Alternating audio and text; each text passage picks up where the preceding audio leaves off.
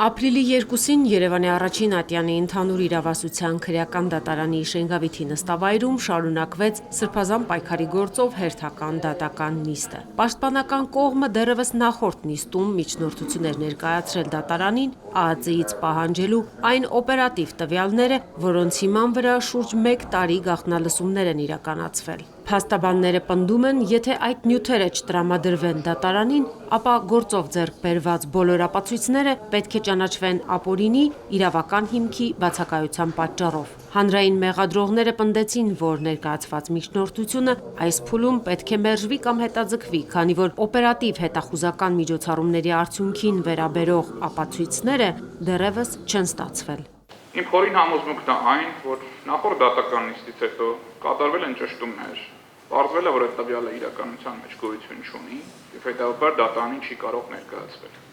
Եվ միայն այդ ճշտումներից հետո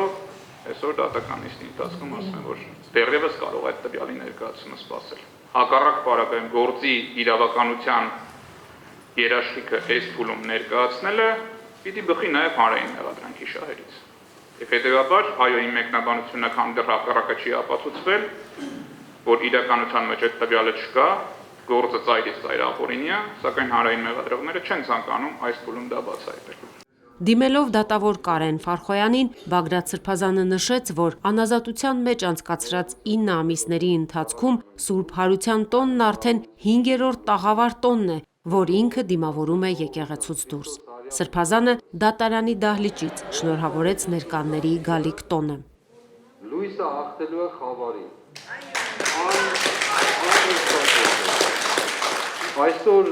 2000 տարի առաջ մոտավորապես մի քիչ ավելի մի այլ դատավարություն էլ է տեղի ունեցել։ Այս օրը հենց Հիսուսի դատավարությունն է տեղի ունեցել։ Եվ ես մաղթում եմ եւ ուզում եմ, որ դուք որևէ կերպով Պիղատոսյան մոտեցումը չունենաք այն հարցին, եւ ես չեմ կարծում, որ դուք կունենաք, բայց մաղթում եմ եւ ցանկանում եմ, որ չունենաք այն, ինչ որ նա արեց, ձեռքերը լվանալով եւ հարցնելով, թե ինչ է ճշմարտությունը։ Դա արեց, որովհետեւ իր համար իր կյանքի անձնական պաշտպանվածությունը, շահը, հարմարությունը եւ այլն մեղադրողների կողմից ներկայացված այդ ամբողջի իրավունքի մասնագետների, օրենսգետների կողմից ներկայացված ամբողջ մեղադրանքի փաթեթը, որը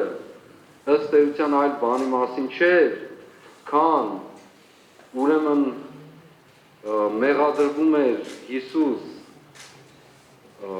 ժողովրդին մոլորեցնելու